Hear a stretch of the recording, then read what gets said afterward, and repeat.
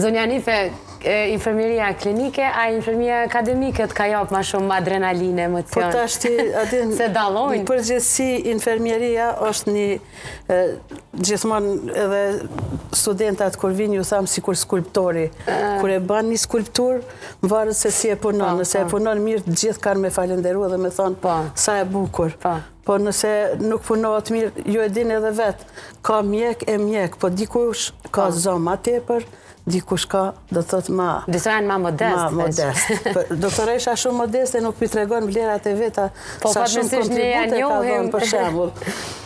Por na që i dim, me të vërtet, edhe mas luftës na kur kemi ndëgju që janë hapë fakultetet, ku ka fakultet për infermieri, se vishin ndërkombëtar, na majshin trajnime, edhe thoshin, une jam infermiere qësh thoshin e licencuar. E licencuar. Aha, pse kanë qenë me shkollë të mesme dhe... Jo, me fakultet ato.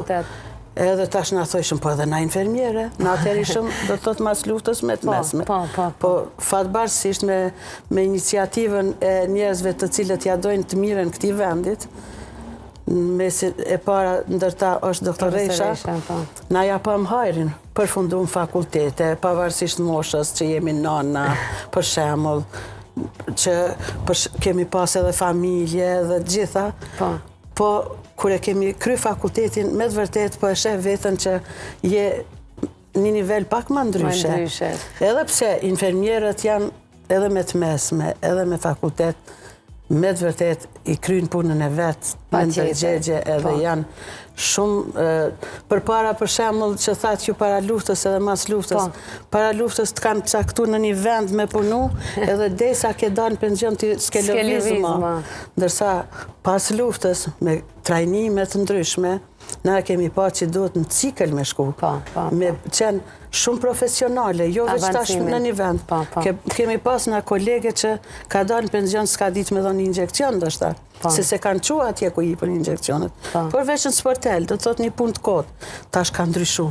Tash një infermiere avancohet aqë shumë sa që kur kanë mujtë me dhënë këshilla infermierët, kanë qenë përshkrueset të recetave. Tash ti japin këshilla, varësisht prej gjendjes shëndetësore të pacientit.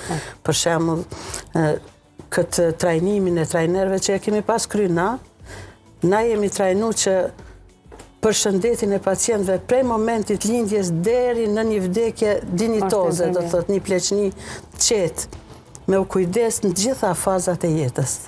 Para luftës na nuk i kemi kry këto, e kemi kry shkollën me shenime, mjekët kanë ligjeru, na kemi marrë shenime, aqë sa kemi mujtë me mësu qaqë. Mas luftës, s'ka më shenime. Kemi pas, do të thot, ligjerata, praktik. Gjdo ligjerat, pastaj praktika. Para se me hy këtu, folëm me doktoreshën, gjdo gjatë që ne e spjegojmë, para studenta, të nesërmen kemi me i qu në klinik, me pa. Çka kemi spjeguar? Kjo është ma e mirë, unë e thashë dhe... Kjo është, mandej edhe mësimi mirët ma mirë, por është e përzime praktika edhe...